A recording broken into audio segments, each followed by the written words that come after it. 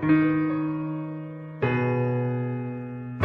Commander, Space Commander, Space Commander.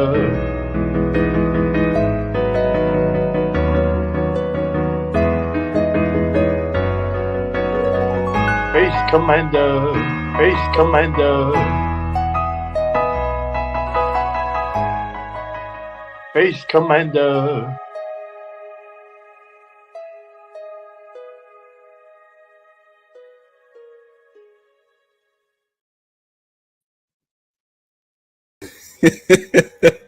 Space Commander. I was going to leave you on the screen by yourself for a while. See what you did. That's worth a shot. Hey, how are you, fellas? It's the best of the Brits because I'm hanging out with Space Commander Mark Potter and TJC. And instead of talking anarchy, Mark Potter is out of here. He wasn't having it. He didn't like the way I was treating you, Space Commander. He was like, no, you don't do that to my boy. he wants a better introduction. Yeah, we'll start again. He's such a slammer. Yeah. All right, I'll remember that for when he pops back in. He's watching the rest of the Royal Rumble in peace. And our very special guest, Sergeant Slammer, Mark Potter. Can you hear us, Mark? I can now. Oh, good. You put new 50p in the meter, didn't you? I think I pressed the wrong button. Yeah, it's not cheap to be on here. Well, you're doing a side quest by watching the Royal Rumble. It's just finished. No spoilers. Yeah. All right, we got some people in the chat. Very early at 12:59, we had Johnny saying, "All right." If he had one more "all right" in there, we would have had the ghost of Matthew McConaughey turn up behind us. So lucky for that. Weird Fantastic Toy Adventures says, hi, Johnny and Zazel. Johnny was here earlier at 12:53 p.m. And the rest of the guys, I haven't had a wink of sleep in 12 hours. Well, I hope you're getting some. And also some sleep. A little. Space Commander gets it. Adam from GoFigure says, good morning, and there's a blizzard where he is in Canada. Wow. So stay safe. Hope you're all right. Poor Phil from Treasures for Trigger he took a trip home to New Zealand and then it flooded, and so he can't get back to Japan. So he's got extra time. Rolando is also here. How are you, buddy? Payne's Toy Samples. How are you, mate?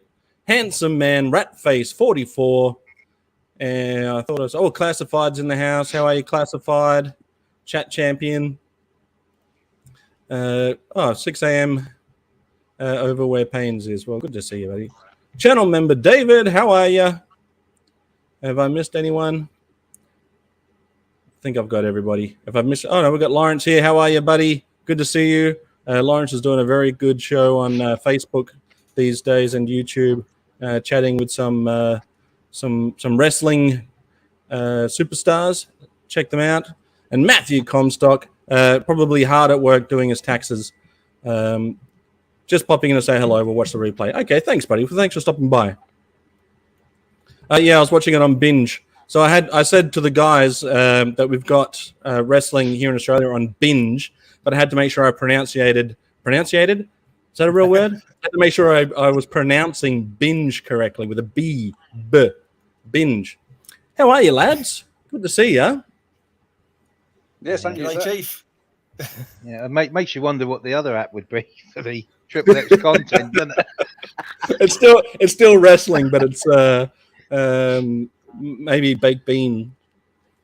I don't know if anyone's ever seen that, but it used to be on TV when I was a kid. Baked bean wrestling. Anyone ever see that? I won't go into too much detail because it says filthy as you think it might be. But yeah, he's having a good cuppa. Well, I'm having appreciate the plug. You're welcome. I'm having a cup of tea myself. Yeah, so instead of anarchy in the UK, we're talking Action Force in the UK today. No real structural form. Keeping it loosey-goosey today because I just wanted to hang out with some of my good buddies. So it's really good to see you. I do want to remind people that next weekend is the members live stream, which we've dubbed the Figure House, which is where Adam from GoFigure helps me put some, Figure House, where Adam from GoFigure helps put some games together for the members to play. So if you want to have a go at that, TJC, you're a member, so you'll be in on that, I'm sure. Well, yeah, last week we were winning, so obviously I've got to continue that, haven't we? Well, that's right. There was the battle of the Brits, and the Brits were winning. Got to brush up on our GI Joe knowledge. Yeah, I've got to buy a Bible or something to read quickly. You know what got me though is because you guys had no idea, and you were just guessing stuff, and mostly correctly. Space Commander with the what's a Arctic themed GI Joe, and your answer was the fridge is the refrigerator. Just brilliant. And meanwhile, me and Gazz, I think I also had Rob Vegas on my team. We were coming up, but we just weren't getting the right answers.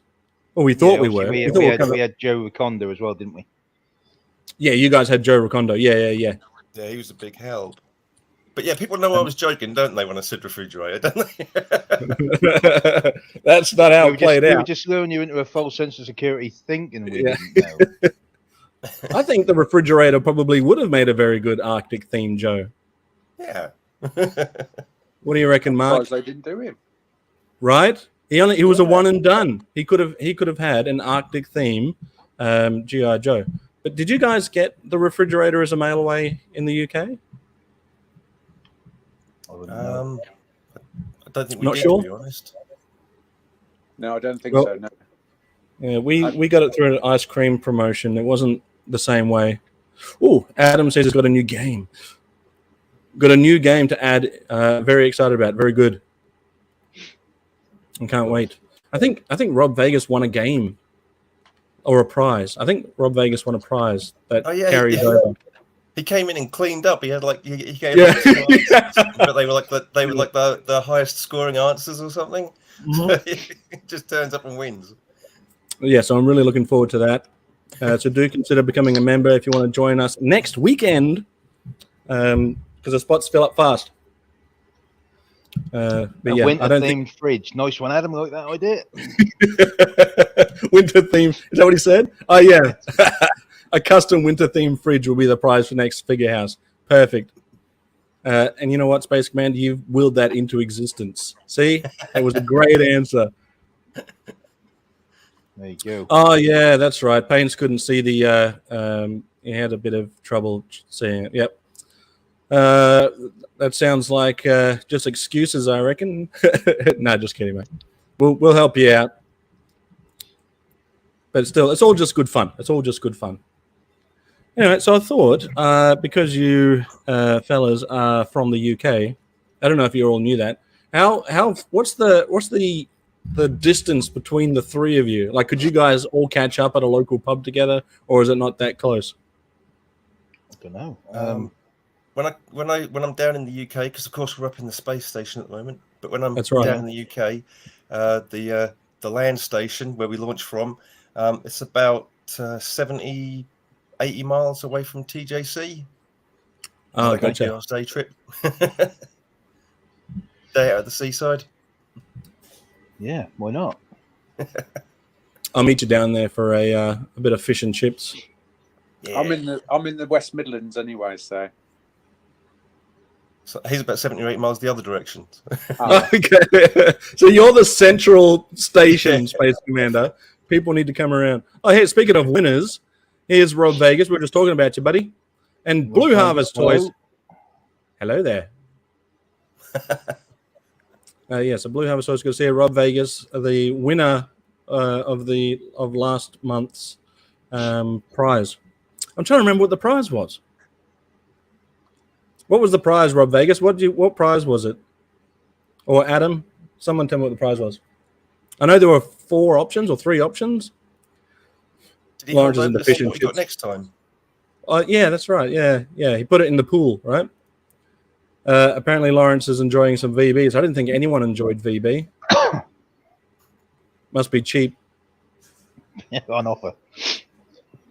So, what I wanted to do, because I'm gonna eventually. I swear, Space Commander. Honestly.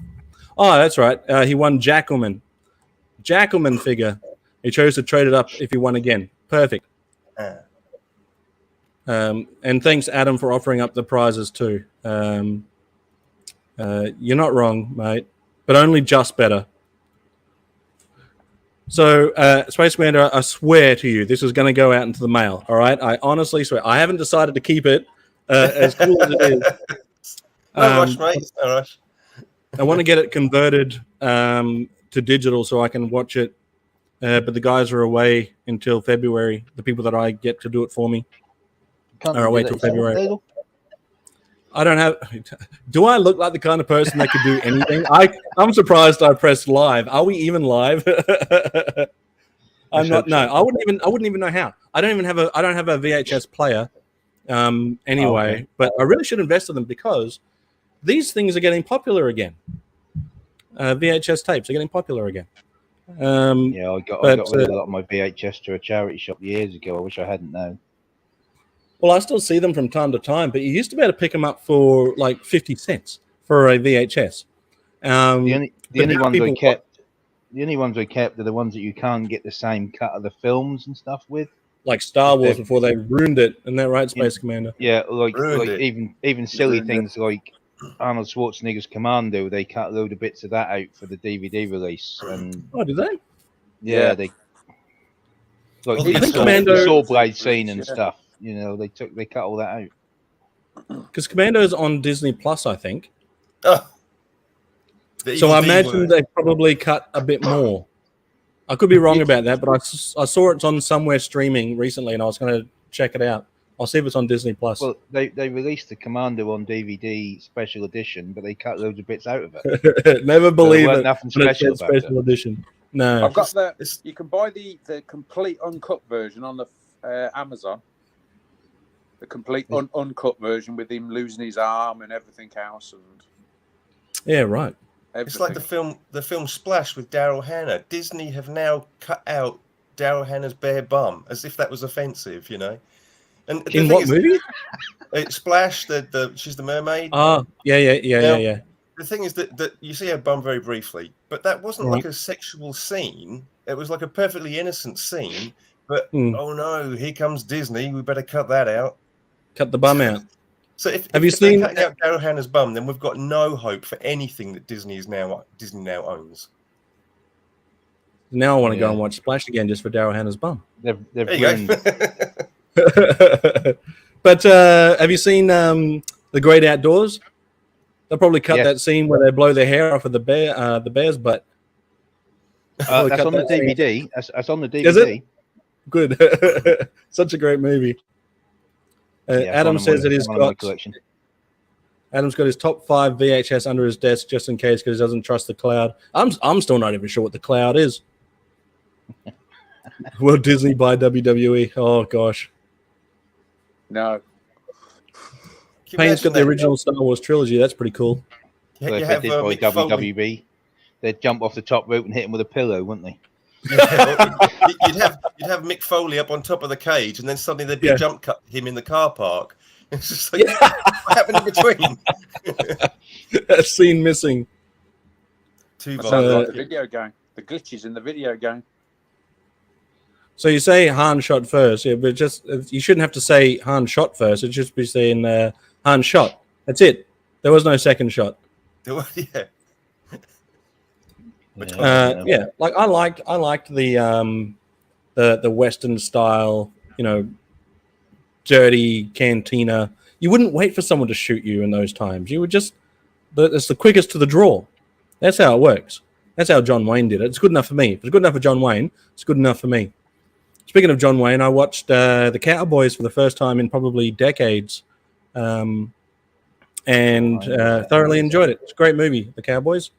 I won't give away the ending, but there are cowboys in it. I watched a film the other day. What was it called? The Wizard.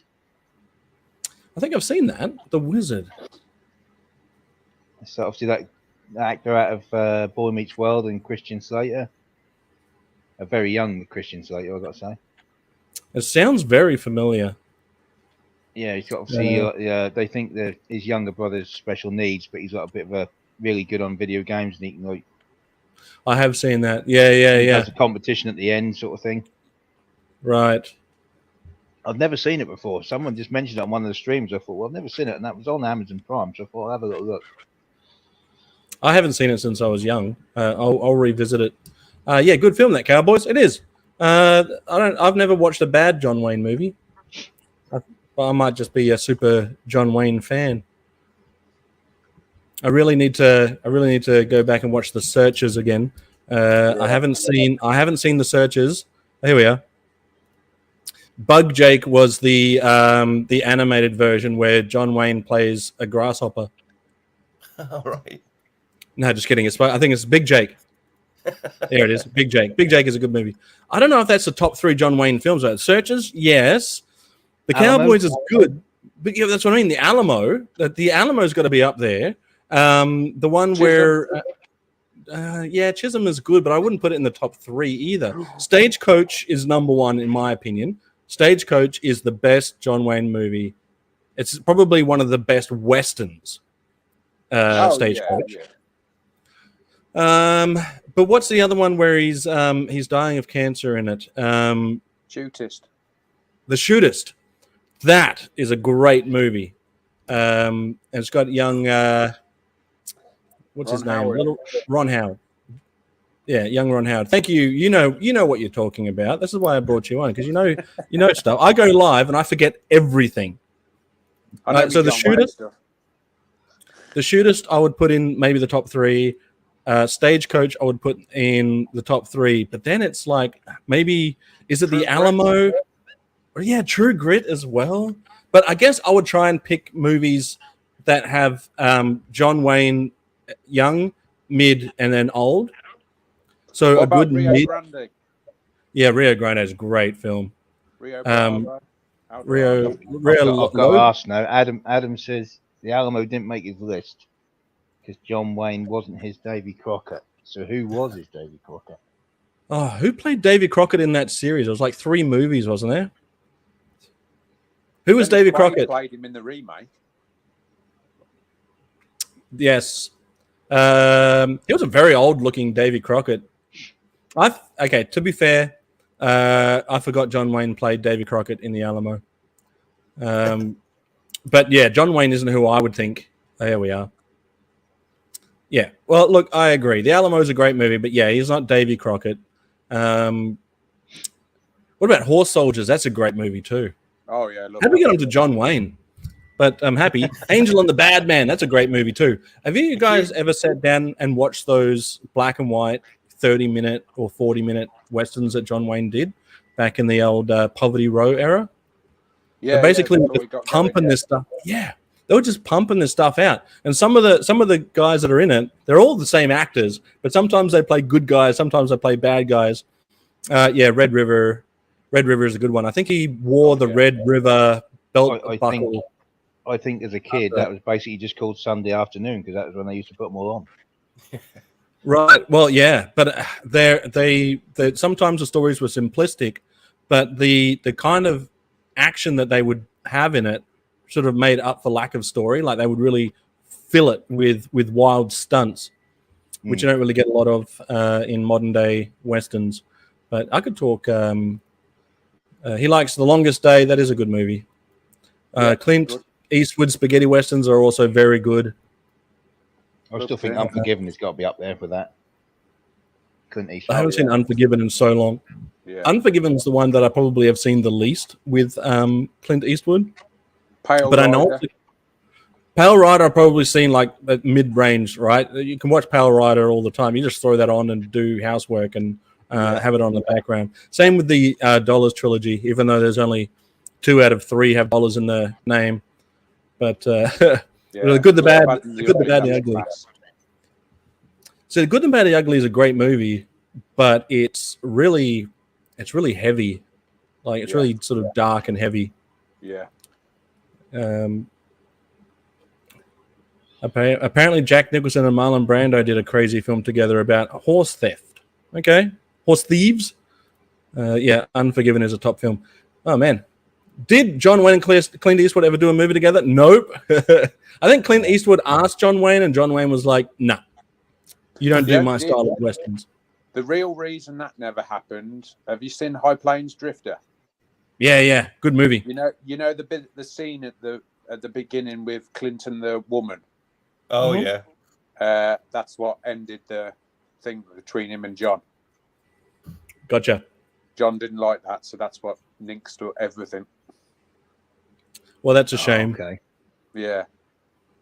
He said he was like, "There's no need for that in the film. You know, there's no need to do that type thing." So, yeah. Well, they didn't really even have a lot of blood or anything in those old style westerns either. They just sort of got shot and fell down. It wasn't like squibs going off, special effects or anything like that. It was just like, okay, they're shot. Yeah, that's it. Hold your chest and you got to. That's exactly where it got me, right there. You touched the place where it hit you. I think one of the bloodiest ones with John is either Big Jake or Cahill, where he gets shot a lot and has a knife in his shoulder umpteen times. And well, yeah, those sort of later movies, they sort of started pushing the lines with it. Yeah. But like I say, Stagecoach, great movie, number one for me as far as John Wayne is concerned. How are you, mate? Aussie. Oh. Oh man. So I speaking of Oi, I was checking Twitter the other day, Mike. I don't know if you saw it, but Sarge tweeted me on Australia Day and said, happy. Yeah. And then he sent me a link to a video called Oi. I can't play it here, but I will send you guys the link. I might put it in the link of this video if anyone else wants to see it. But it's called Oi, and it's literally got nothing to do with Australia or Australia Day. It's just called Oi, and it's got those inflatable tube men with the flailing arms and stuff. It's got a bunch of them and a female equivalent. And I'll leave it there, but definitely go check it out because it's. I was surprised he tagged me in it. It was so weird. God, my hair is bothering me today. It's like I want to just stay up. Just stay up.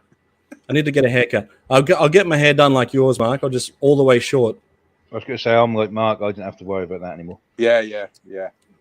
Either that or I get a yellow cap. Like I'm so lazy. I know I need to go and get a haircut, but it takes time, right?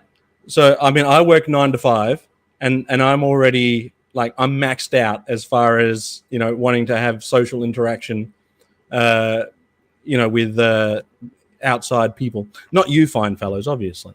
But then when you go and sit down and you get your hair cut, they ask you too many damn questions. It's like, what do you want done? It's like, well, just basically this, but bring it in, right? Shorten it. You can tell the direction it's going. Just trim it in, and then they want to talk about your day, and it's just like, just cut the hair.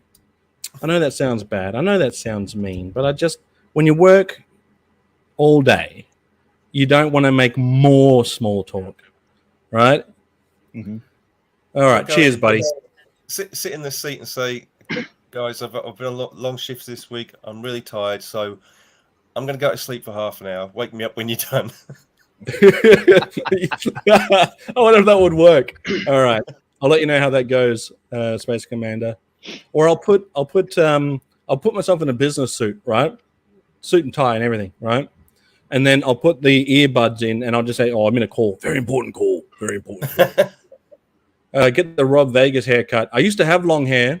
So when I was younger, so much younger than before. Anyway, when I was young, I grew my hair out in high school. Grew it out, like all the way out. And it was very long. And it got to a point where it was so long I had to start tying it back, right? Because you're going through the city and the wind would just blow it off, right? So not off, it would stay on. It wasn't attached with staples or anything. Anyway, so this is a really boring story, but I'll tell it anyway. I had long hair to a point where I could tie it back into a ponytail. And I was a lot slimmer back then too. So I was walking through the city of Perth and I heard two tradies behind me in the city whistling at me as I walked off in the opposite direction because they thought I was a lady. So at that point, I'm like, do not turn around, whatever you do, just keep walking. And then I thought, okay, now I need to go get a haircut. Now's the time to get it cut. I never grew it out again. It was a lot blonder too, like really blonde. I don't know what color this is now. It's just like dirt, mud. All right, let's get off of hair because we'll be here all day. I trimmed my hair but grew my beard out to maximize my my hair potential. So is that why you got a beard, to prove that you weren't a woman? Right, exactly. I had to do it. That's the proof. Yeah. It's like she has ultimate beard now. Just guys. Look, I am a man. I got a beard. Yeah. I'm a real man. Look at me. You believe me now? Anyway, VHS. Let's go on to talk about some VHS because I found some interesting Action Force VHS. And I thought maybe if you guys had some memories or whatever watching Action Force back when you were younger, we could talk about that too. But let me show you some of the images I found. This one for some reason doesn't say Action Force. This one says G.I. Joe The Action Force.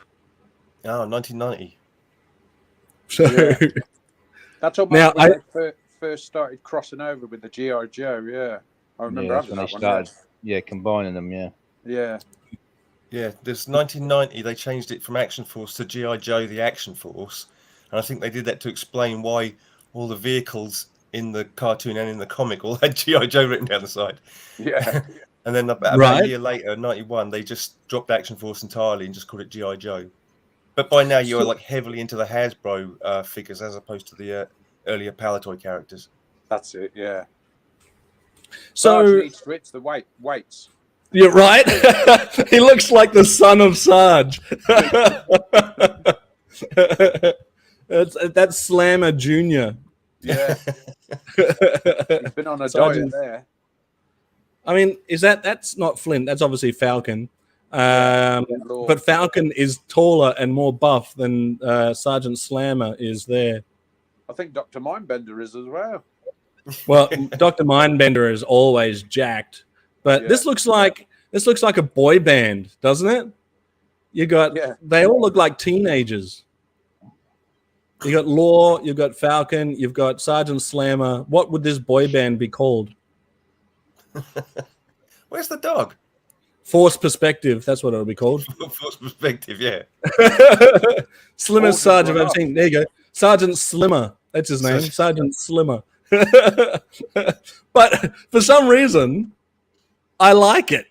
I don't know what it is about. Like, I need to own this. I'm going to try and track it down because I kind of need to have it. Sergeant even if Slimmer, I didn't teenage years. Yeah, the teenage years. Yeah, even Falcon. You can tell Falcon was going to get hard on the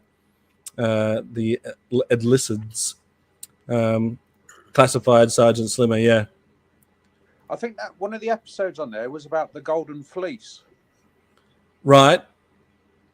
On this VHS? Yeah. Where they got time traveled back to Thingy because Sarge was in that. Yeah. They go back to ancient Greece where he is confused for Heracles. That's it, yeah. How's the Royal Rumble? Good. Sarge wasn't in it, but they talked about him a little bit, didn't they? Yeah. He wants to be Lacey's manager, but I don't think it'll happen, sadly. No. There's a little bit of anger or disappointment. Oh, Gazz is in the house. Big thumb kiss. Afternoon, Gazz. I'll move me to the bottom, Mark, because your face gets covered. Oh, don't worry about that. It's a good job. I'm ugly. Oh, stop it, Mum. Stop it. Stop it. Not true. It does look like a boy band. You're right. What did we say it was going to be called? JLS Comics. Good morning. Or something or other?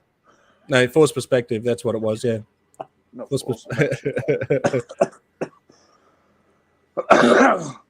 Slim Force 3. That's another option.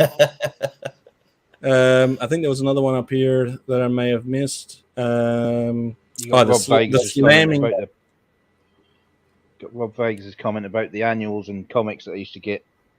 Oh yeah, so you used to get Battle, Action Force, and Eagle comics and annuals for Christmas. We actually had TJC show us a whole bunch of your annuals from memory.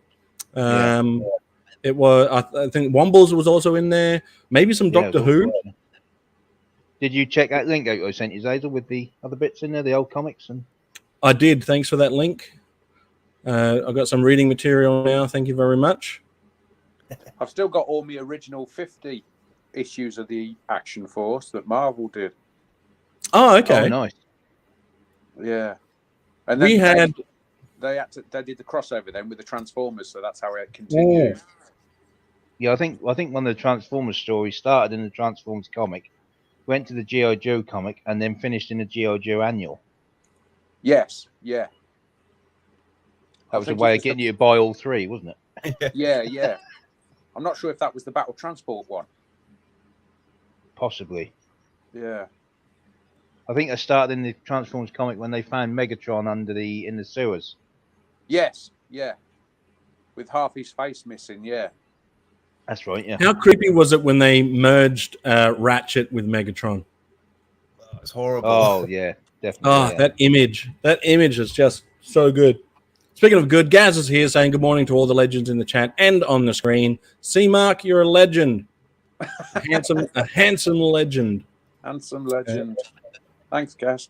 Classifieds changed their it was Mini Sarge, but now they're Tom and Jerry. Oh, classic. I love a bit of Tom and Jerry. Speaking of cartoons, let's continue looking at some of these VHS. So this one I need to have. I know at first glance you might be thinking this is rubbish, but the more I look at it, the more I love it. Like it just looks so it's so bad it's good. I can't really tell what's on here, but it doesn't look like Golden Fleece was on here, Mark. It looks like it's Once Upon a Joe, Cold Slither, The Pit of Vipers and Invaders, and none of these episodes had any of these characters in it. That's about right. No, it wasn't then. Oh, which one was that then with the Golden Fleece? The Golden Fleece were, well, I mean, we might find out. It on video because I didn't. Yeah, it must have been a different case. Must have been in the nearly the same. Well, I definitely. Let's have a look at this one. This one's a bit rough. You've got it. Yeah. So I hadn't seen that one before. So Serpentor is basically a poor. Look at this child version of Cross Country. It literally looks like he's just joined, barely 17, and it looks like he's getting a shot down already. This Viper without a helmet is pointing a gun right at us. Skull on his sleeve. Probably, I don't know. There's something about this art it's so bad it's good. Like clearly that's Serpentor's box art, right? Yeah, they've cut and pasted that, haven't they? But I can't really. The yellow on this one's doing my head in because I can't really tell what episodes are on this. Gray hairs and growing pains. Maybe it's just one episode. Oh no! And Into Your Tent, I silently creep. Into Your Tent, I will silently creep. So I think that one has. I could be wrong, but I think that episode is the one where Cross Country's tape deck goes missing, and he has to go find it. And there's a tape player. There's a silent appearance by Sergeant Slaughter in that. So he shows up in that episode, but it's completely silent. No lines of dialogue at all.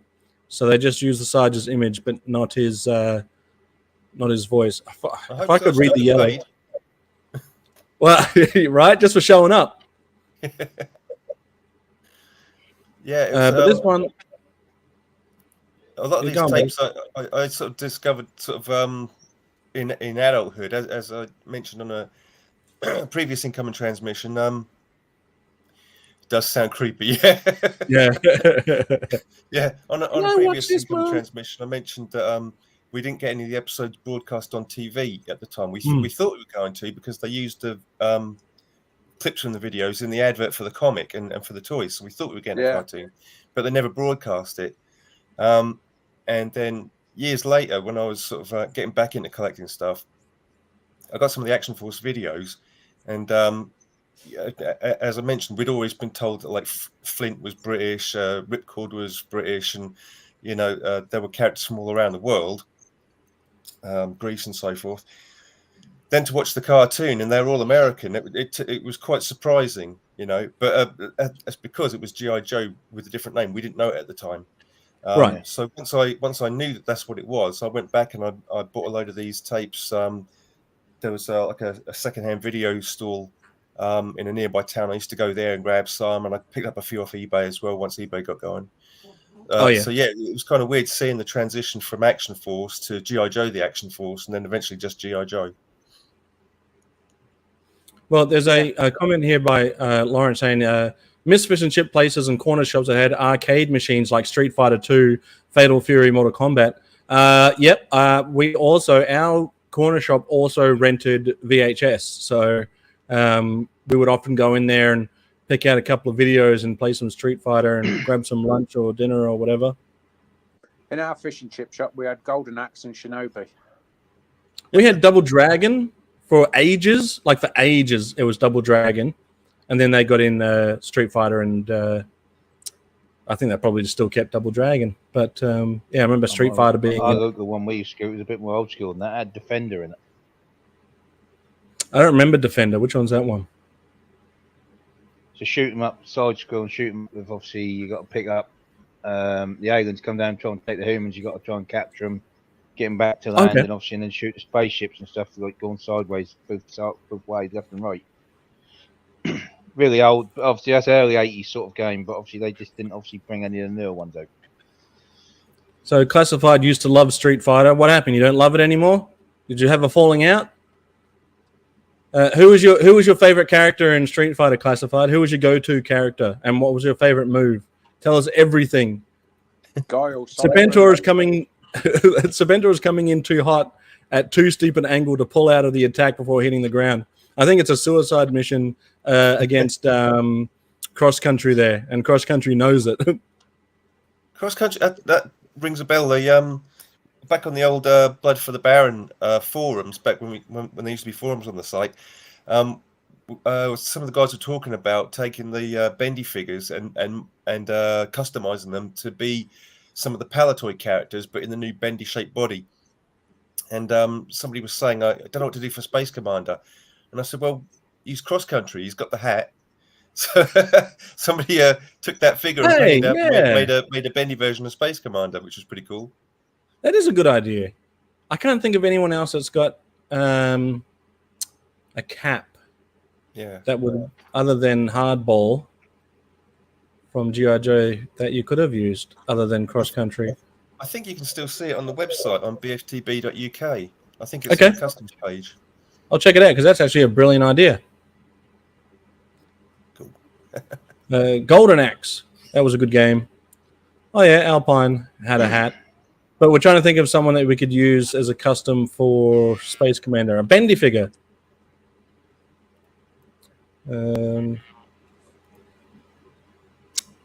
Park Fighter. Okay.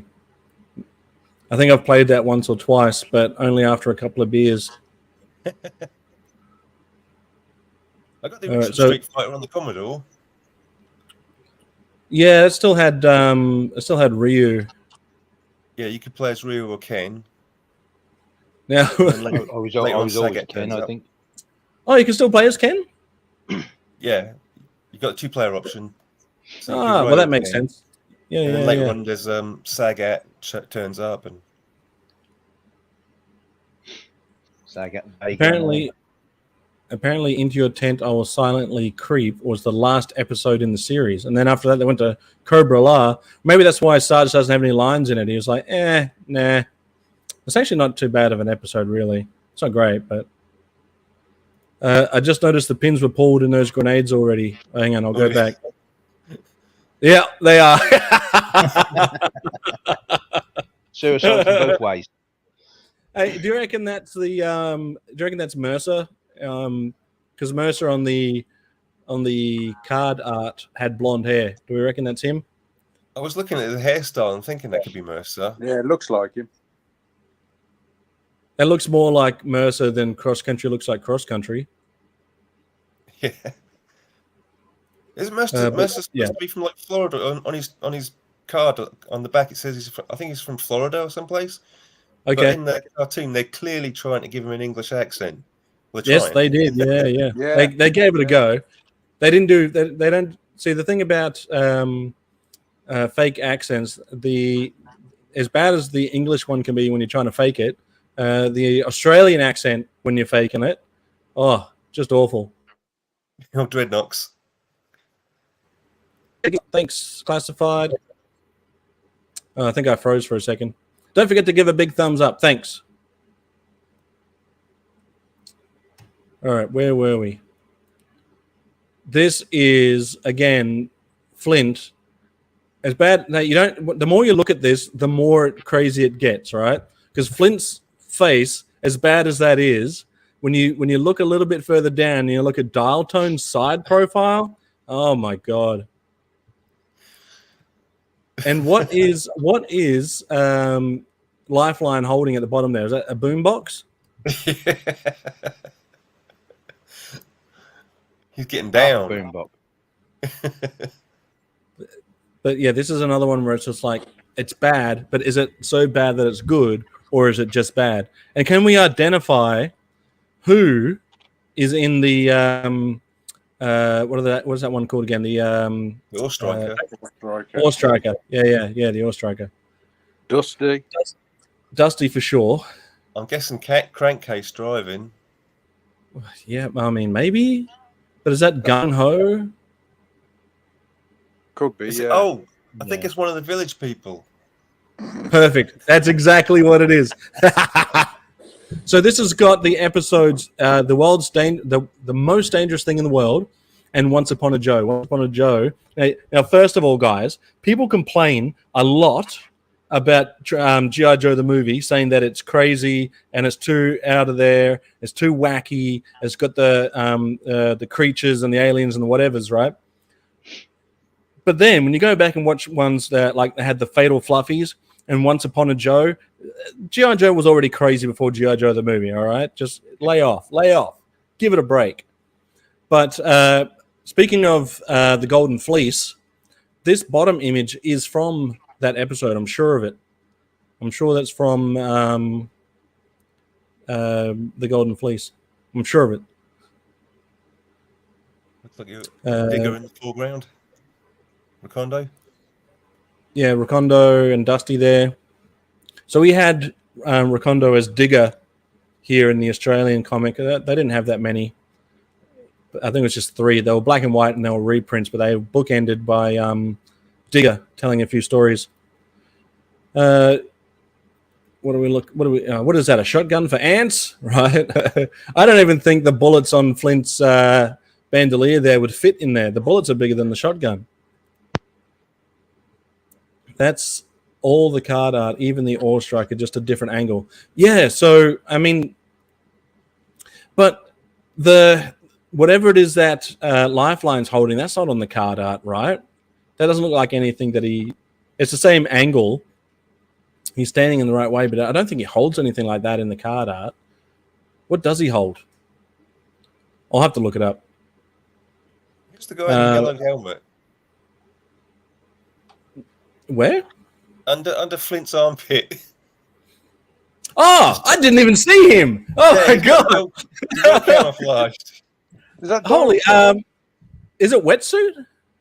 Looks like dial tone, isn't it? Oh no! Oh no! On the other side. Wetsuit, yeah. Is that Shooting him wetsuit? in the head. Who was the other guy? Who was the guy that had the hazmat suit on? Oh, airtight. Airtight. Maybe that's airtight. Could be airtight or it could be wetsuit. But Yeah, I Flint's honestly, his armpit's until looking bad. until you pointed that out, Space Commander, I did not know that he was there. Yeah, he's well tucked in. He is. All right, Gaz, who is it? Is that wetsuit? Does it match his card art? No. Flint obviously needs new deodorant. Right? Yeah. Why are they all standing behind him like that, though? It's just like the weirdest angles. He's playing the album of the G.I. Joe boy band from the other art. Yeah. Yep. So good eyes, because I did not see that.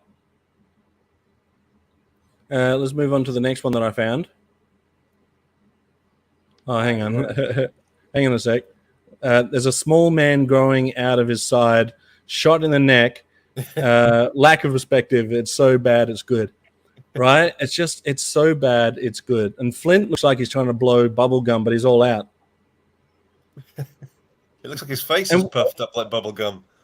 And what's the random explosion of stones or or rock next to the chopper. What is that chopper called again? The Fang. Thank you. I swear to God, I know the names of these things when we're not live. Charlie's Angels. Yeah. Flint's Angels. But yeah, this one, is that the right one? Yeah, this one here. Look at Zorana. They did her dirty. Even Gazz can't find that one attractive. Advertising. I can remember seeing this one in the video before, but I don't think I've ever seen it. It's the same explosion of bricks again. Is there anyone hidden? Looks like they're in Monument Valley. Is that where they hide Airwolf? Yeah, it is. Maybe. Yeah, it is. Yeah. So we've got someone that's in the parachute there, but he's parachuting down into an explosion. Oh dear. Dr. Mindbender is on the shoulder of a giant shipwreck, or Dr. Mindbender has been shrunk down to be the new Polly for shipwreck. Yeah. So is this one before that was G.I. Joe, or was that after this? This is just Action Force. They haven't even mentioned G.I. Joe. Yeah. Sorry, Gaz. Sorry you had to see that. Grew up with, yeah. Zorana! I didn't know that was you. Nobody. I'm still not certain it is. Zorana, I really hope that's not you. Even Shipwreck, who is known to be a womanizer, cannot look at her. He's like, no, I'm out. He's too busy reading the Action Force the movie advert on the back. Yeah, he's more interested in that. Yeah. What's that blasting off the mountain? I'm not sure. It's Dignity. Well, Johnny's put, why is the explosion full of cold briquettes? Yeah. A few fries short of a Happy Meal. Yeah. Yeah, she needs a hit, that's for sure. But Action Force, the movie, is advertised. The episodes on here is There's No Place Like Springfield, which in itself is a messed up episode. Great episode, but messed up. It's a lot of people's favorite episode, but yeah, it's pretty wild. I can actually read this one. So There's No Place Like Springfield. Let's see if they mention G.I. Joe at all. During a battle with Cobra, so Cobra's still Cobra, Shipwreck, so Shipwreck is still Shipwreck, is knocked unconscious. He awakens in the town of Springfield with the Simpsons. Questioning the doctor, Shipwreck discovers, to his horror, that 7 years have passed. 7 years he can't recall at all. So who was changing his bed all that time? You often wonder that. They never talk about it, but someone must have been wiping him for a while, right? The war with Cobra has long since been won. He's married, has a 5-year-old son, and lives in a comfortable home at 6 Village Road. They've outed his exact address too. Some of the Action Force are his neighbors, but none of it's real. Oh, spoiler alert. Springfield is a simulation of an American town, and the Action Force down the street are synthoids. Can Shipwreck discover the truth before Cobra coaxes information from him? Do you reckon they've just given away too much of that episode? Spoiler alert. Yeah, spoiler alert. Was Dusty in the episode There's No Place Like Springfield? Probably. I want to say yes, but at this point, I've got no credibility left after not being able to name names. And then you got the spy who rooked me. What's rooked mean? Is it like game of chess? Like fooled or something? Tricked me? Yeah. But is it a chess? Is it chess? Yeah, it is a chess move, yeah. Hi, Stephen. Hello to Stephen. Anyone want to just tell me what rooked means in the chat? I believe you guys. I'm just opening it up to the chat just in case. So the spy rooked me. The Action Force. The Action Force. Yeah, like the fridge. The Action Force.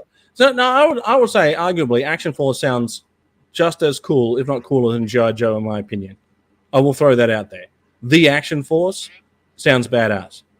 Anyway, the Action Force find themselves mixed up in a fast-paced adventure when a spy from Cobra infiltrates the Force. How cool is that? They call it the Force.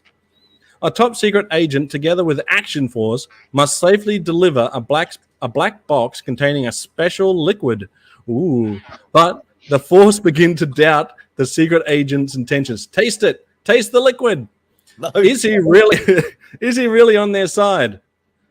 He is obviously not revealing all, and only he is willing to sacrifice the Action Force in order to accomplish his mission and foil yet another Cobra attack. I bet it means like fool or trick you then, rooked. Rooking is what happens when into your tent they silently creep. Well played. Well played. Yeah, no wonder it was the last one. Yeah. Yeah, that's obviously the PG way of saying it. Yes, for the video. Dusty Springfield, Dusty Rhodes, Homer Simpson. Who isn't in it? Yeah, maybe get some G.I. Joes in there. Googled it. So it means to defraud, overcharge, swindle. Police files are overflowing with complaints from people who have been rooked. Yeah, so thanks, guys. Defraud, overcharge, or swindle. Swindle is a much cooler name for a Decepticon than rooked, though. Although I'm almost certain rook was a character name. But I could be wrong on that too. But thanks for the information, guys. I appreciate it. Oh, Classified came in too with an overcharge and defraud. Okay, thank you. I'd make sure I got Classified in there. Recognize that you also did some homework. Thank you. Well done, team. So now we know. So the spy... If you change the K to an N and turn the E into an apostrophe... Yeah. They ruined it. They ruined, yeah. The spy who ruined me.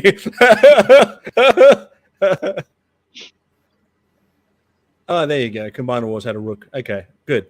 I thought one. But what do we reckon of this art? The worst of the bunch so far? Yeah, I'd say it's getting that way, isn't it? Yeah, because Paul Zarana.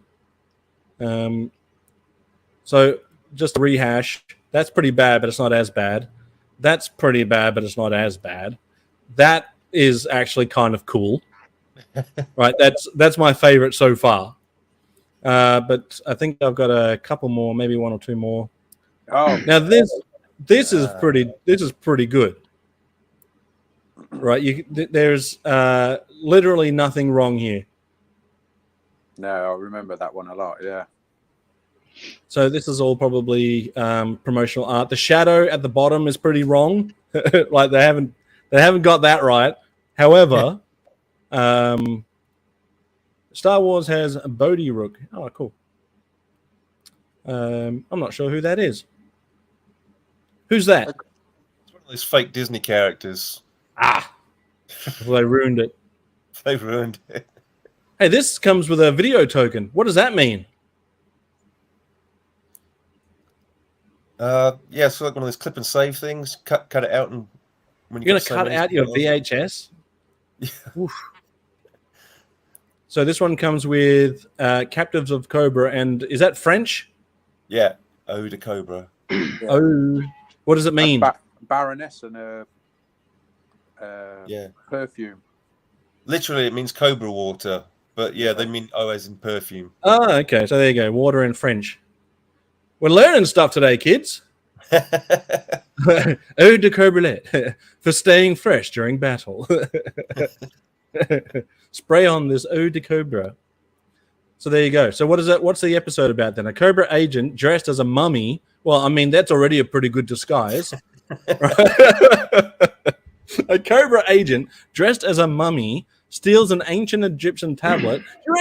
Do you think that you'd need to dress as a mummy to steal a tablet, or do you reckon it'd be easier just to go in there and do the job? Yeah, with the mummy outfit, you'd be more of an encumbrance. Was it Zartan who stole it? Well, that's a good question. Who wants to look that up for us? Gazz is asking where the Crimson Guard's right leg is. That is a good question. We're not sure. But Probably with those double swords. All right, so a Cobra agent, possibly Zartan. If anyone knows, let us know. Dressed as a... Oh, you looked it up? But I who is remember it? Well, then you're no good, mate. We need an answer. I've got the episode. Oh, who is it? I don't know.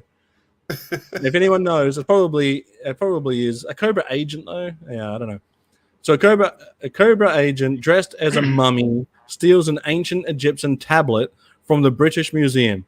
The formula inscribed on the tablet contains the formula, so they've said formula twice, for a wonderful perfume with which the Baroness plans to capture the heart of the world's richest man. Now, I don't remember the episode necessarily. However, if the tablet's on show, couldn't you just take a photo of it? You wouldn't need to steal it, right? If it's just a formula, what do they need to do with it? What do they do with it? Oh, Gazz believes it's to be Firefly. That was dressed as the mummy. I'm going to choose to believe you, Gazz. Yeah.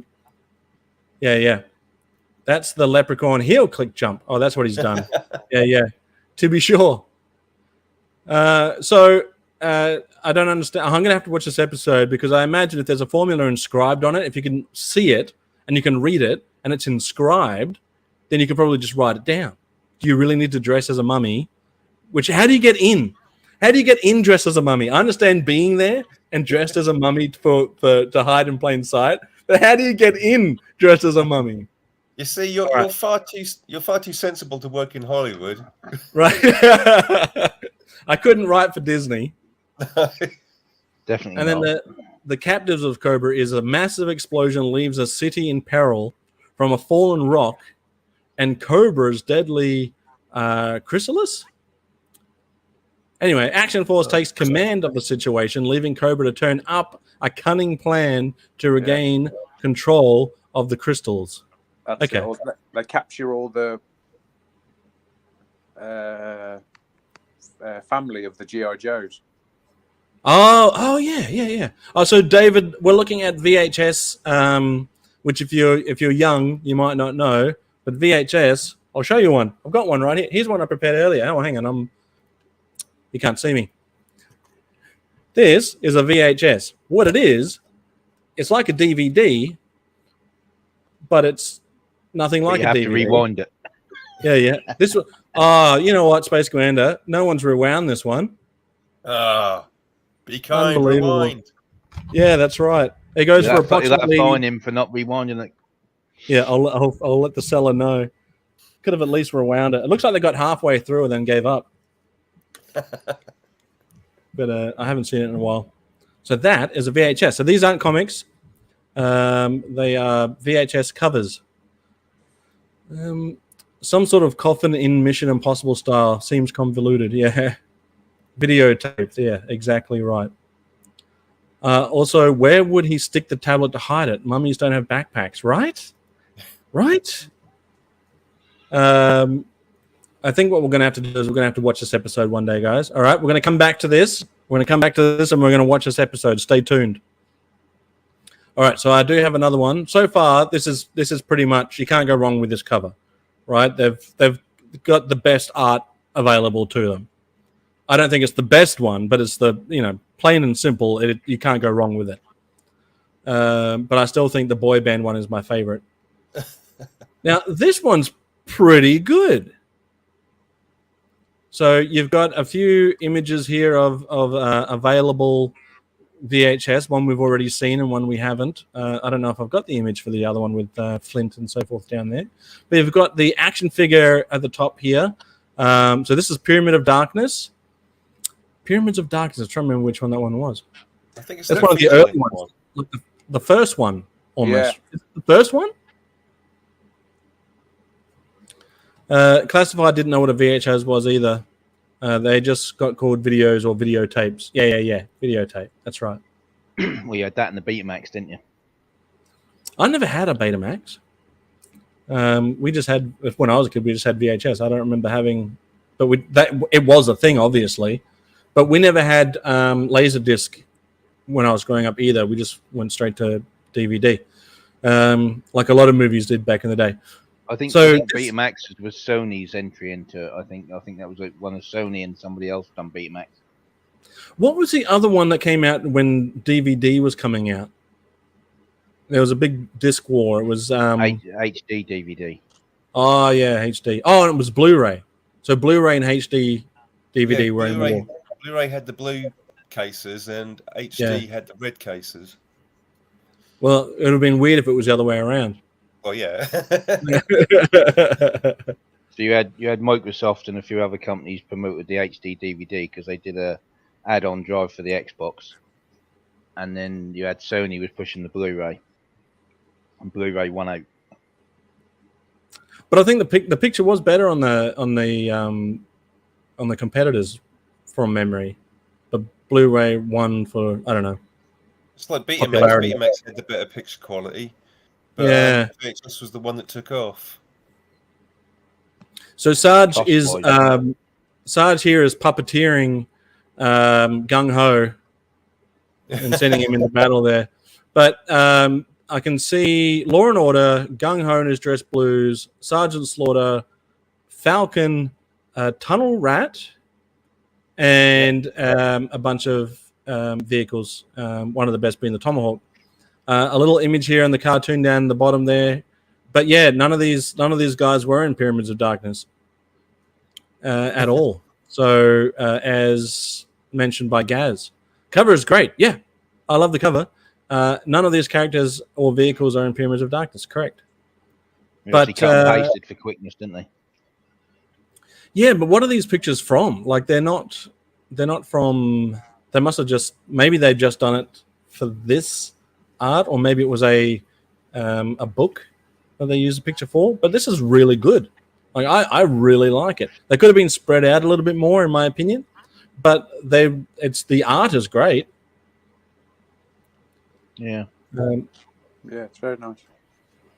It's cheap to buy a DVD player now. Yeah, I used to have a DVD player that was also a VHS player in one. Same. Yeah, that was pretty cool. And the idea, so Lawrence says, remember Laserdisc, but most people had VHS as a Laserdisc cost too much. Yeah, I did. So my idea was I'm gonna rent a bunch of DVDs and record them onto my VHS. But of course, you couldn't do it because even though that was a function of it was that you could record DVD onto VHS, which is a wild thing to say now, but it wouldn't let you do it. There was a safety feature in it, so you couldn't pirate anything. It was like, sorry, you can't do that. I was like, well, why did I buy you? But yeah, this is actually pretty damn good. They are a bit too close together. Sarge should be front and center, in my opinion. Always. But it's pretty good. Then I hadn't seen Pyramids of Darkness, so I just went on the cover and thought, oh, Sarge is in there and Falcon and that, and then I was very disappointed. well, you would have been. That's right. Yeah. And I think the same here as well, because Sarge in the Triple T. Yeah. Can we identify the rest of these characters? Beachhead, Beachhead, yeah. Oh, hang on, I got a closer. Dookie. No, I don't. I thought it was closer. So we've got Falcon, yeah. So is that Duke? Is that your guess? Yeah. Is it Duke though? I think they're Got trying his to blonde hair, replicate isn't the Duke pose from the intro, the cartoon intro, I think. What's the vehicle next to Falcon? Is it the Pulverizer? Is that what that tank was called? Oh, it's the oh. What is that one called? In the Action Force Monthly, they do an episode with Tunnel Rat and thinking it's in there. Well, my guess is the Pulverizer. I could be wrong. I probably am wrong. Sarge is shoving his swagger stick in the helicopter blades. I did that once with a stick to a friend's bicycle wheel. I did that to my brother every weekend when he was riding his three-wheeler bike. I would shove a broomstick in the front wheel and watch him flip. It was brilliant. Loved it. No regrets. No regrets. I'm sure he wasn't thinking that was brilliant, was he? No, he asked me to after a while. He loved it. We did it on the grass. Well, after a He few wasn't knocks on regarded- the head from the first few times, he probably didn't care. He came around to it. Yeah. It does. Does it? It looks kind of like the Polarizer. Thanks, Pains. Hold on, I'm just looking in my book. Okay, Mark's got the book here because he said he had the book, and then like Space Commander, just sort of didn't give any further information. But at least in this instance, Mark's actually going to go look through it. Whereas I can't shoulder the whole show by myself, can I? Fair enough. While you're looking, we'll move on to this next image because I think this has got to be either number 1 or number 2 behind the boy band Sarge for VHS covers that I want to own. Right. First of all, Sarge is wearing what's this? Don't let the dude trip on the PG ground mine. Yeah, this one, PG logo. Watch out, Beachhead. So we got. It's an 87 Joe vehicle in the US. I could just look up Pulverizer and save you the trouble, Mark. So we're missing a few decals on the Triple T, but I love the art here. I love the Sarge where it's wearing a green tank top, or at least it looks green, and a green campaign cover. Great looking Triple T. Falcon again, Beachhead. You can barely make out, but with Firefly is Storm Shadow. And is that Duke? Or it could be... It probably is Duke. I was going to say it could also be an early version of Falcon. Not Falcon. Hawk. Storm Shadow's really blending in back there, isn't he? Well, he's a ninja, yeah. So whoever says wearing white is not great for a ninja, well, here's the proof is in the pudding right here. So I like it, though. So this one comes with Let's Play Soldier and Cold Slither, and I think neither of those episodes have Sarge in it as well. The first one, Let's Play Soldier, Leatherneck is on a mission in Thailand. It's called Persuader. Oh, the Persuader. Yeah. Hang on, let me bring you. That's there it. You go. Persuader. Okay. Well spotted, mate. Now look up Pulverizer. No, just kidding. It's fine. But you're right. That is the Persuader. Yeah, it's from 87. Gotcha. All right. Well, we nailed that. The Triple T has an Aston Martin front grille. I knew I liked that vehicle. So the interesting thing about the Triple T is that the original concept art for it had it where it was like a fighter jet cockpit with treads underneath it, like he just cobbled it all together. Wow. And that's why it's got the joystick control stick in the front. But I think that's a great idea. But what do you reckon, Mark? What do you reckon of that Triple T with Sarge there? Love it. Yeah, I love it too. I would get this as a poster. A Triple T? A 112. Oh, nice. A 3D printed one? Yeah, a mate of mine's doing it for me. Wow. Brilliant. That will be cool. Yeah. Just needs painting up and it will be done. So that's and it will be in the proper colours as the same as the toy. Oh, nice. Brilliant. Yeah. I'm looking forward to in touch. I'm looking forward to seeing whatever Instagram photos that you come up with. Yes. The 3D printing is fascinating to me. I'm always amazed by the things people are able to produce with it. Oh yeah. I've seen the Chow, and as it's got to fit the classified figures, it's massive. It's fantastic. Do the treads move? Asking a bit much. What am I on about? Shut up, Zazel. Of course they don't. You're asking too much. But if it was a HasLab project, it probably would do. But yeah. TJC, do you own a Triple T? No, I haven't. No. Space Commander, do you own a Triple T? I haven't got the vehicle, but I got the guy who came with it. Because I've got obviously, Mark, you've got a Triple T, surely.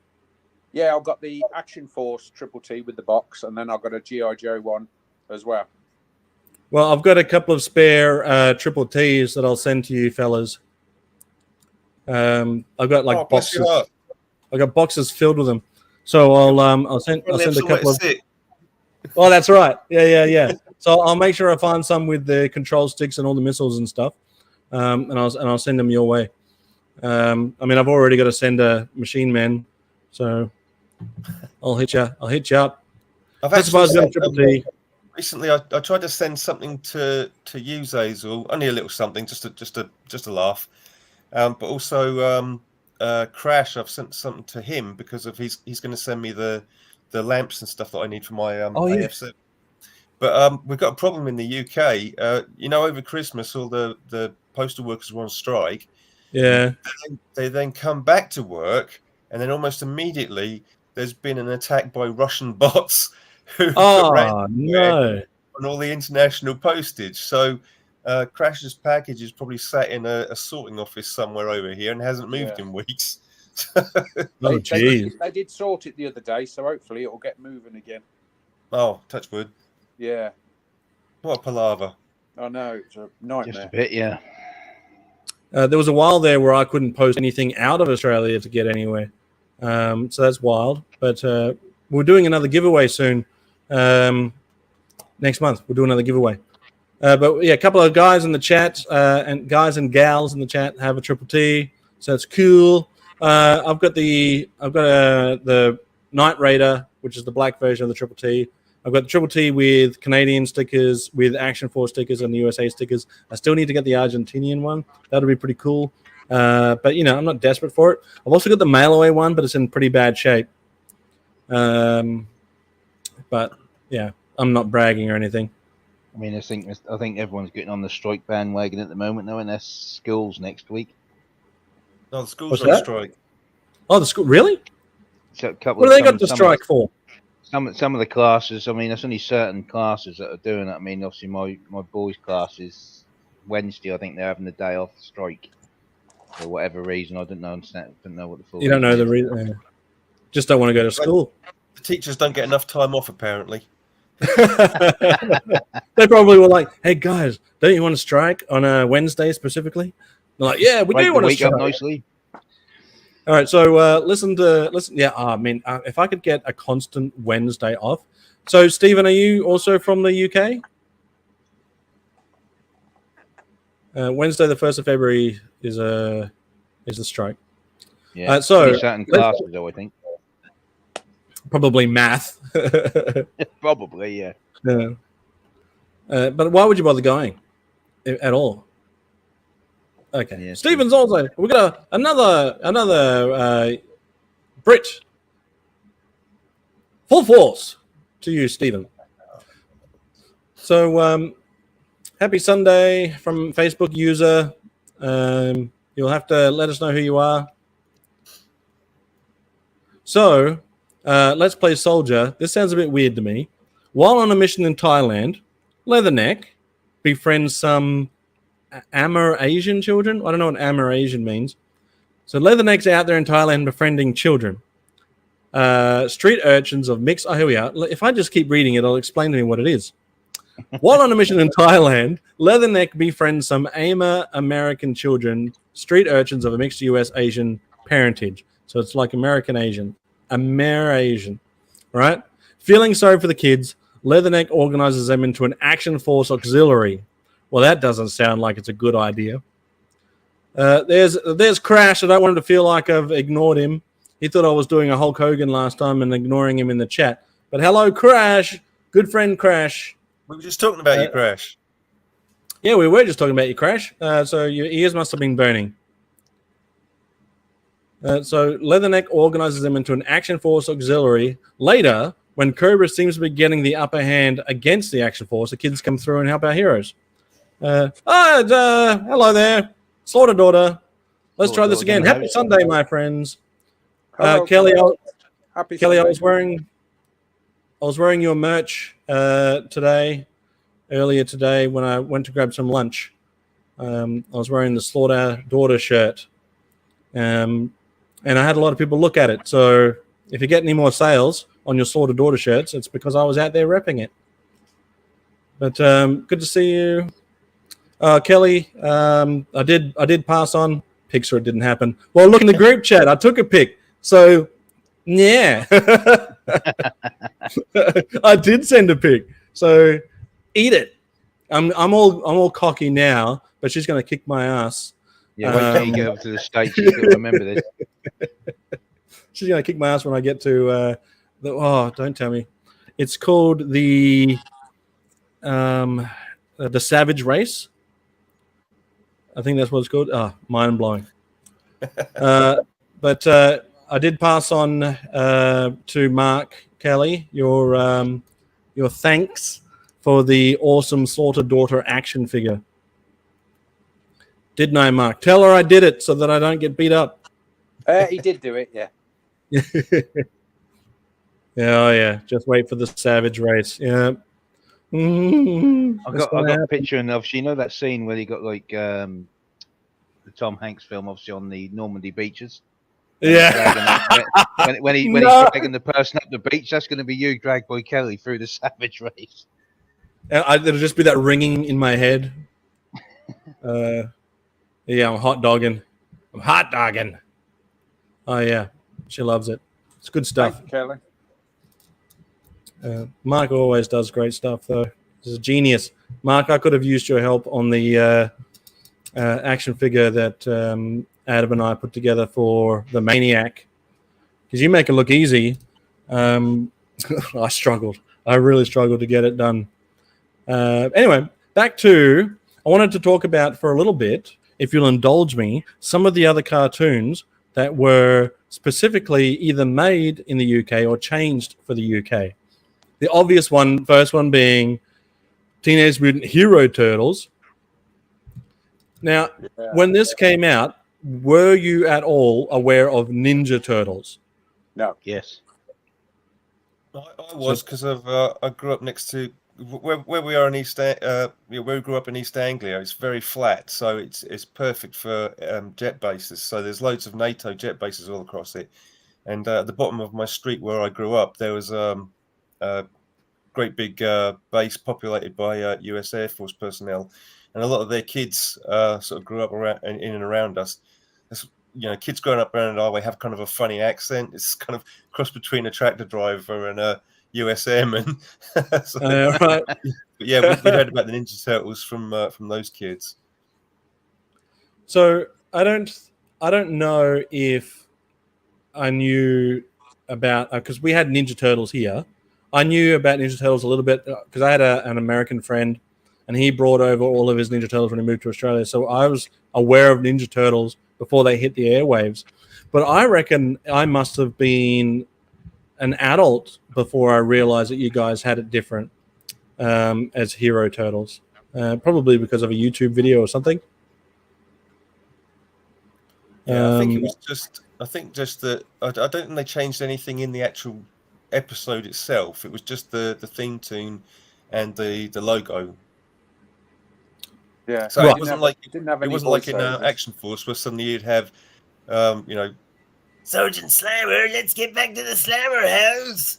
Let's all head for the Slammer house. Voice comes in. So Gazz is saying, I think Zazel and the Savage Race is going to look more like basic training scenes from the movie Stripes. I do love that movie, though. Army training, sir. I can't do a good Bill Murray. I can't do a good Sergeant Slammer either. Let's all head for the Slammer house. So the theme song was different. They took out the nunchucks, though, right? They cut some of those. I think that the nunchuck thing came from one of the films. It was the second film. Yeah. Oh, right. Yes. There was a scene where this is where basically the BBFC, the British Royal Film Classification, this is where they came unstuck because of you had like the old guard. They were basically trying to censor everything. And you had these younger people working there who were like, whose idea was more, don't censor it, just advise people what's in it, so they got more of an idea when they watch a film. I was watching an interesting documentary about this, and they explained that in one of the Turtles films, there's a scene where they're fighting they're using sausages, sausages from yeah. They're not actually nunchucks. Yeah. But somebody at the BBFC wanted to edit out the scene where he's using sausages as nunchuck, and at that point the younger people working there said, no, we've got to put a stop to this. This is ridiculous now. It's getting to the point where we're editing sausages out of films. Yeah. So that was kind of like the sort of watershed moment where all that sort of editing, came to a crashing halt, and people realised actually this is pretty ridiculous. What a weird sentence that is, though. Editing sausages out of film. Exactly. I think the nunchucks thing started out when they tried to censor them, because obviously Bruce Lee's like one of his most famous scenes with nunchucks, that everyone was obviously, all the kids wanted to have a set of nunchucks after that point. They sort of had a big sort of like hassle with actually putting anything like that with their nunchucks in it through. Yeah. Well, we messed around because we grabbed sticks, because we love sticks here in Australia. We love a good stick. But we grabbed some sticks and tie it off with shoelace, and we'd do more damage to ourselves than we did to anyone else. It was dangerous to the person holding it, which I think is why I ended up liking Donatello, because I barely hurt myself that way. You grab a broomstick and it's very easy to hurt someone else with that. Yeah, it's all part of growing up, though, isn't it? Well, yeah, that's right. I mean, a lot of kids these days don't get to hurt themselves, and it makes me sad. So Johnny says, weird, old promo art, traced badly, why the letters and the belt scribbled off? I don't think they're scribbled off. I just don't think that this image is very clear, because I can kind of make it out, but it's not very clear. That could just be the resolution of the image that I pulled. All these images were stolen from the internet, guys. You did that too, Gazz? Yeah. I'll tell you what, I cut myself more with my own just lack of skill than I did hurting anybody else. And because I had brothers, we were really literally trying to hurt each other. We didn't give a shit. Crash played Ninja Turtles as a kid. You broke a lot of stuff, come in looking beat up. Yeah, but I mean, what a great bunch of memories that is, though. Like war wounds. I lost my 2 front teeth in my brother's forehead because we were mucking around. Legend has it he still has them. Lawrence left Mount Isa when he was little, but remember watching G.I. Joe Ninja Turtles. Mount Isa only had 1 or 2 channels. Yeah, where I was growing up for a while, I lived in the Northern Territory, and we only had 2 channels there too, so we were lucky to have anything good. But Ninja Turtles was very popular where I was. But this isn't British, is it? This is just rebranded. But if we're going to go, if it was called Ninja Turtles, where you did the actual theme tune, was that the same, just with Ninja? Yeah, Ninja Turtles. Yeah, we had Teenage Mutant Ninja Turtles. It's weird when they say Teenage Mutant Hero Turtles and then Heroes in a Half Shell. It sounds weird saying hero that many times. But I mean, what are the alternatives? I mean, hero it still fits. Like, it's not too jarring. At least they didn't just cut it out and go Teenage Mutant Turtles. But who's this guy? Banana Man. Banana Man. I loved the show when I was a kid. I used to, when I went to yeah, and all you had to do to become Banana Man was eat a banana. That's a way to get kids to eat bananas, isn't it? Yeah. I wish I was 36, mate. I'm what year are we now? I'm turning 43 this year. 43. Still a youngster. Oh, thanks, mate. But Banana Man was one of my favorites. Whenever we went to the pools, I used to run, and as I jumped into the pool, I'd try and do one of Banana Man's signature moves, like laying on my side or trying to do the air swim. Banana Man, is that saying greater or? Yeah. Banana Man is greater than bananas in pajamas. Okay, I agree. Yeah, Crash, same age. 34. You're 34. Young fellas. Me and Puppy. Banana Man. Loved Banana Man. Now, was Banana Man narrated by the one of the guys from the Goodies? Yeah, I think it was Bill Oddie. Bill Oddie, yeah. Yeah. Because he did Eric's voice, right? Yeah. And, great show. The Dandy, the weekly comic book, The Dandy, my younger brother used to get. Eventually, they had a Banana Man strip in The Dandy each week, so that was pretty cool. You had a Danger Mouse show over there? over here. Did you have a Danger Mouse show? Just what Gazz has just put. He said it was on the Danger Mouse show. Yeah.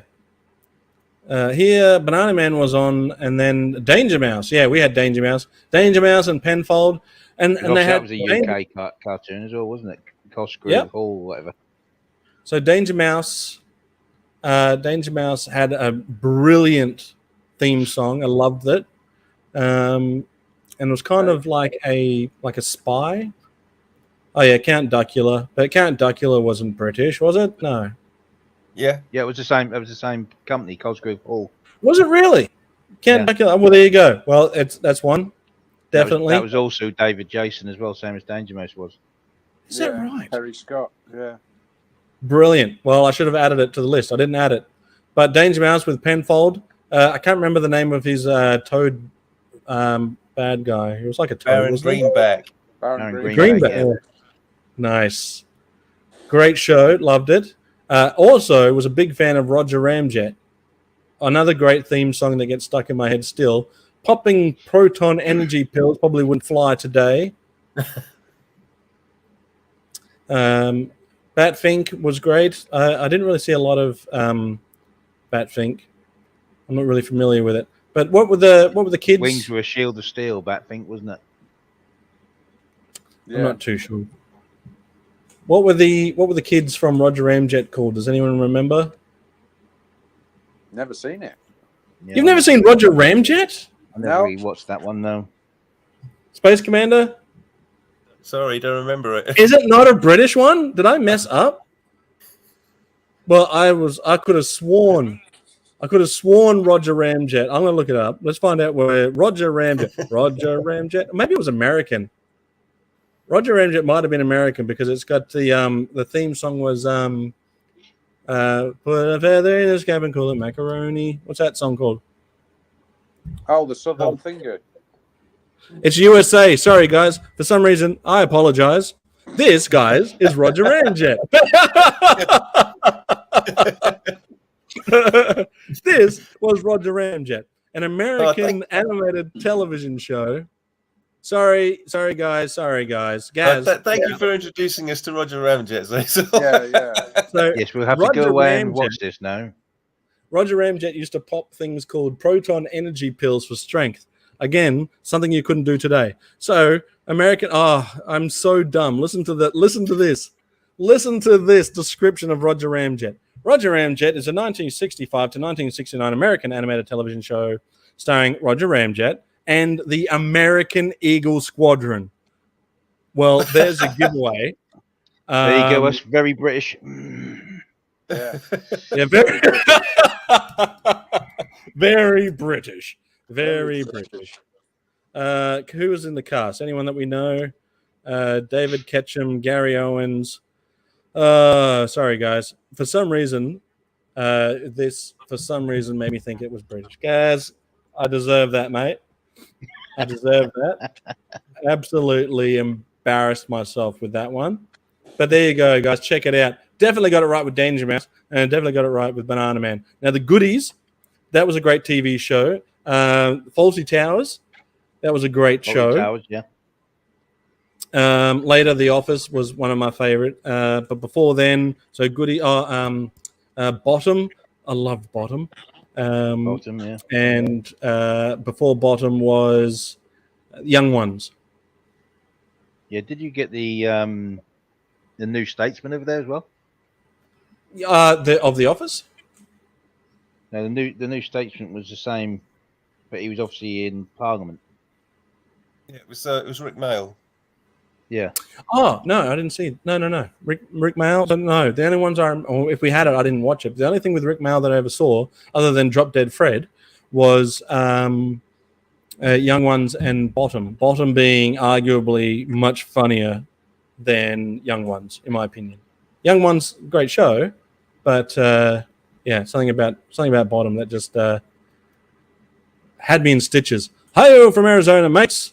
Some great memories here for sure. Well, I'm making new memories by claiming Roger Ramjet as a British show, even though it's very, very clearly American. Oh, man. Greetings, Largo. Good to see you, buddy. New Statesman was on here. I haven't seen it. I'll check it out. It's a bit naughty. Is it? Oh, Did you have very Blackadder? naughty. Blackadder, we had that. Yep. Only Blackadder, Fools yeah. and Horses? Which one? Only Fools and Horses? I don't remember that. We had Oh, Hello God, you gotta Hello. watch that. Hello Hello was one of my dad's favorite shows. I don't know if that was British though. Which one? Last of the Summer Wine? I don't remember that. Porridge? What's that? Porridge? Yeah, we had Porridge, Weasel Gumridge, Wurzel Gummidge? Wurzel. Sorry, what did I say? Weasel. Wurzel. What was the one? What was the one where he looked like a scarecrow?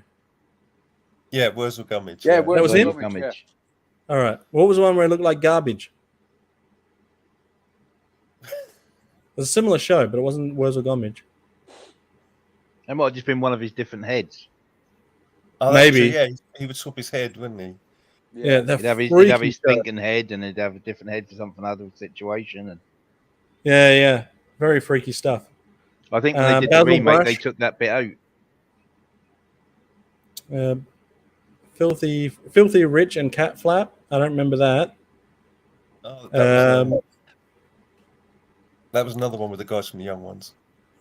We also had things like E Street, Yes Minister, and a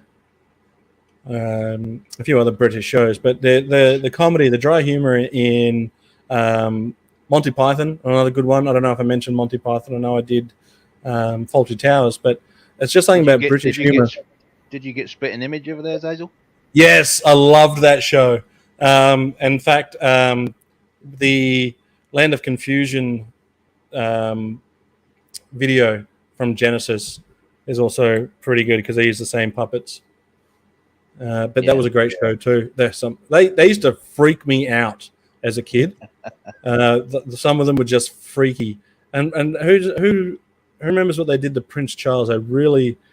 King Charles. Sorry, guys. My apologies. King Charles. He just had the hugest ears. Comic Strip presents. Basil Brush was one of Jim Largo's favorites when he was a kid in Scotland. Basil Brush is still going. Yeah, that's true. The guys from Young Ones did Filthy Rich and Cat Flap. I did not know that. Okay. Did you have the Wombles?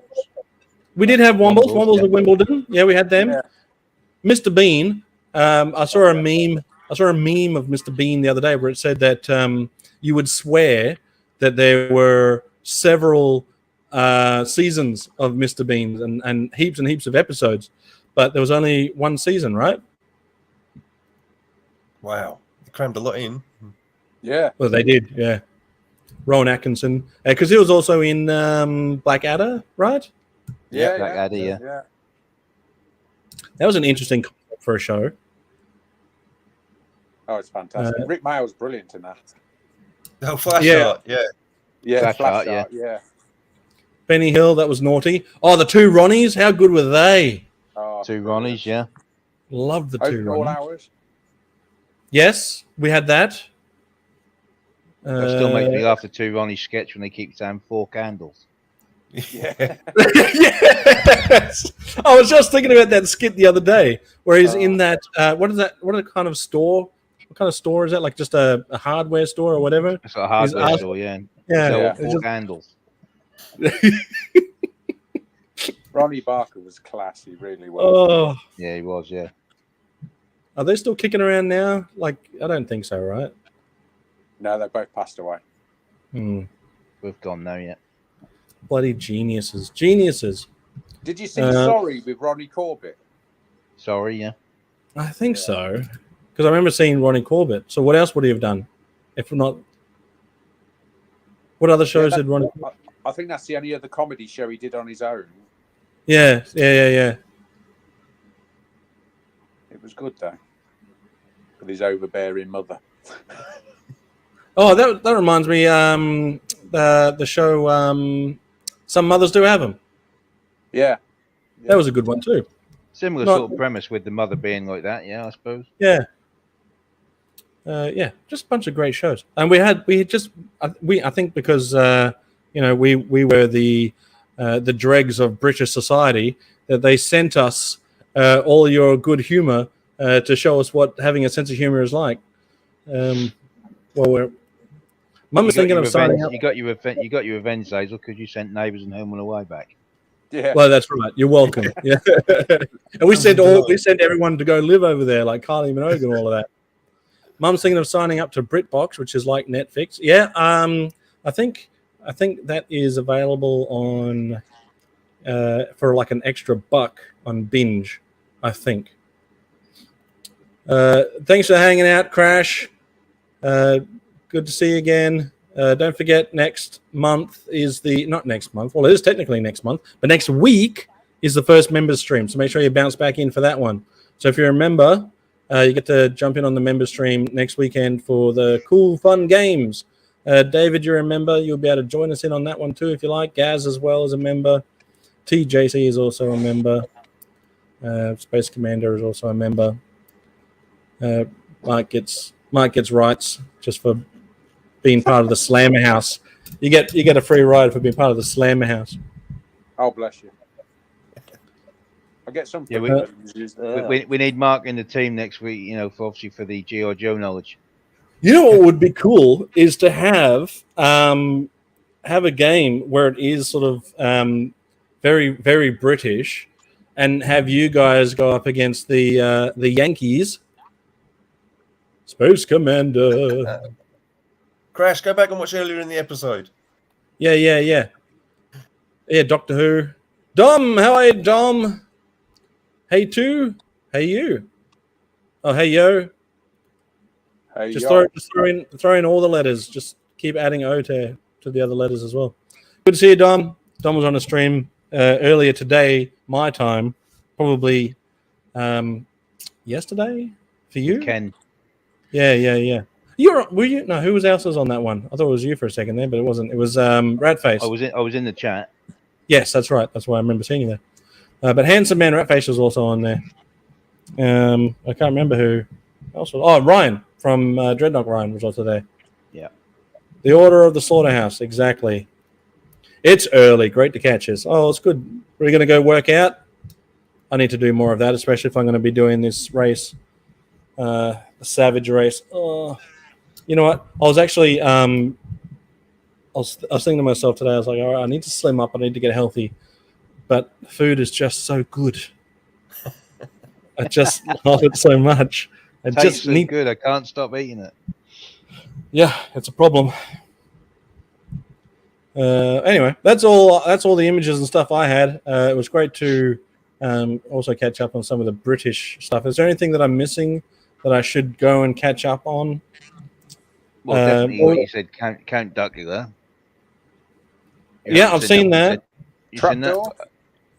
Trapdoor, we had that. Yes, I remember that. But if there's some good ones that I've missed, I'll definitely go and check it out.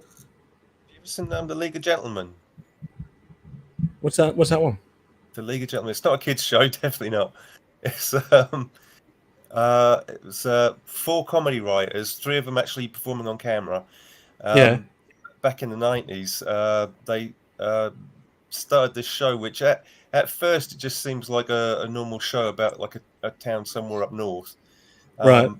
But then it gets very sinister very quickly, but in a funny kind of comedy kind of way.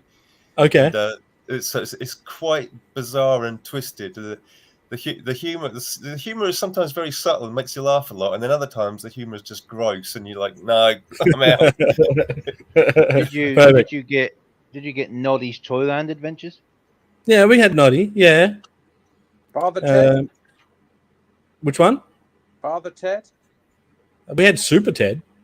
Oh. I don't know what Father Ted. That's where I saw this. I saw a YouTube clip where it was like cartoon theme songs from the 80s, and I put it on. I thought I'll have it on in the background while I'm pottering about. Yeah. And the Super Ted theme came on, and it was all like Americanized, and I was like, "What's this?" So I had a look, and it turns out that they took Super Ted and broadcast it in the States, but in like a reversal of the Action Force thing, they changed all the voices to American. That was wow, unusual. Yeah. If you're not expecting it, it does kind of catch you off guard. So is Father Ted the father of Super Ted? That's exactly right. Yes. Yes. It isn't.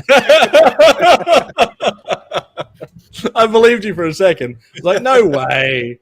Oh, yeah, Sooty. Was that British? Sooty and Yeah. Sweep, yeah. Sooty and Yeah, Sweep. okay. Yeah. What about Wind in the Willows? Oh, Yeah, we had that. Love that. Toady putting around on his car. Badger, Mole, and I guess Mouse? Ratty. Ratty. Another one with David Jason, that was. He did a lot of voiceovers. He did a lot of voiceovers, yeah. David Jason did. Yeah. I loved Wind in the Willows. That was so good. Such a good cartoon. That was like stop motion, right? Yeah. Yeah. It must have taken ages to make. I don't know what Wallace that's. and Gromit. Yeah, that sort of thing, yeah. Yeah. Wallace and Gromit, that was British too, wasn't it? Oh yeah. Definitely sounds it. Need more cheese. I can't do a good Gromit. Or Wallace. I can do a good Gromit. It doesn't say anything. I can't do a good Wallace. Ale. All right, guys. I think we'll leave it there. It's almost midnight here, and it's a work day tomorrow. Yuck. I might just quit. Should I just quit? Let's quit and just do this. Let's just do this. Why can't we just do this? As long as someone's willing to pay us for doing this, then that's all good. Yeah. Well, that's right. If if I can make a career out of this, we'll all do it every weekend. All right. It'll be three Brits and one Aussie brat. Well, maybe we need a. You said it, Laser. We did, yeah. Yeah, we did. Chuck it in. Yeah. All right. So thanks for everybody that was hanging out in the chat with us. I appreciate it. Sorry for throwing Roger Ramjet in there as one of the Brits cartoons. We'll take him. We'll accept him. If I had have just maybe read a little bit more into it and realized it was very, very American, then I would have realized my mistake. But it is. I still enjoy that cartoon. So go and check it out. Did you ever watch Sport Billy? Oh yeah, that was great. Sport Billy. Yeah. What's that one? He had like a sports bag that he used to get out of every situation he was ever in. He used to pull something out of his sports bag. That was like a sports bag. It was like a TARDIS. That was like there was loads of stuff in it. He could pull like a pair of skis out of it and stuff like that. You know, yeah, for every situation he had He had a sporting sort of goods that would get him out of trouble. All right, I'll add that to the list. Did he have like a flying alarm clock he was flying around in, like a time machine sort of thing? Oh, just trying to think now. There was something like that, I think. Yeah. Yeah. I was obviously quite young when that was on, but I think I don't know if that's English though. Well, that's all right. It doesn't have to be. I threw Roger Ramjet in there. You can throw in a couple of non-Brit ones if you like. It'll make me feel better if you do. I won't feel so silly. Thundercats and Mask and. Yeah, Thundercats. Remember the very British Thundercat show? The very British Transformers. The very British. Actually, to be fair, the Brits did do a pretty good job of Transformers with their comic. I will say that. The comic was awesome. Yeah. Yeah. I've still got the. Oh, what about that? What about that very British show, Real American Hero? The greatest American hero.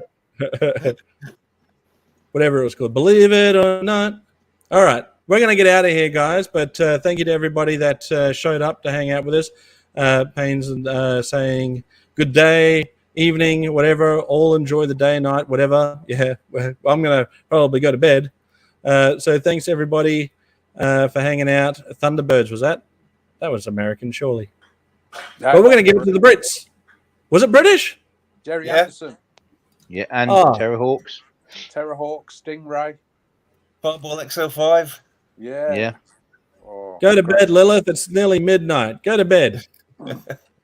All right, we're out of here. But thank you, everybody, for joining us. We'll finish the show with the Space Commander theme song because everyone loves it. TJC, thanks for joining us, mate. I super appreciate it. Mark Potter, good to see you again. Keep growing that beard out, and we'll do a comparison next time I see you. Space Commander, this is your show, but for some reason I keep talking more than you do. But thank you for being here as always, even if you were the last one to join us. Says isn't at home. Just leave a message at the beep. Anyway, good night, everyone. Let's play the song. Let's play the song and get out of here. Now I've got that song stuck in my head. Believe it or not.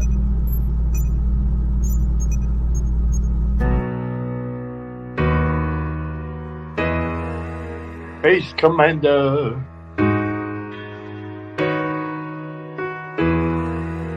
Space Commander. Space Commander.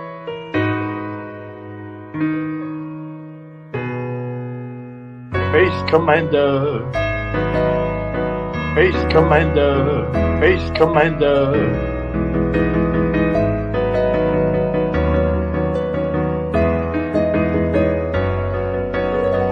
Space Commander. Space Commander. Space Commander.